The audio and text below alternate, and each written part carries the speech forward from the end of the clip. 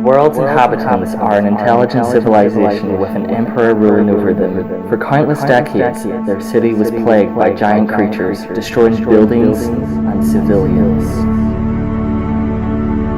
One day, during an attack, a being larger than most other creatures appeared and preyed upon them, causing them to leave in fear. The emperor approached the beast with offerings of gratitude and asked if he would protect his civilization from these monsters. The beast agreed, but only in return for blood of one of his people every year. Reluctantly, the emperor agreed.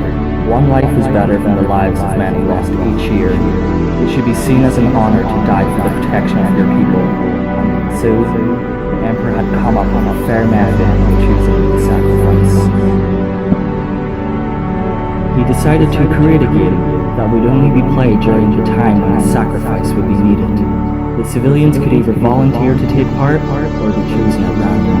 The players were to herd a smaller creature, the sea rabbit, through a series of caverns, the aim being to chase the creature into the goal of the rival's team.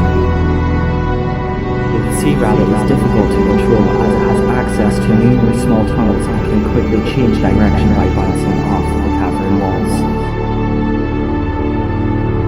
In the end, a ceremony would be held to honor the beast, who was eventually seen as a protector deity of the civilization.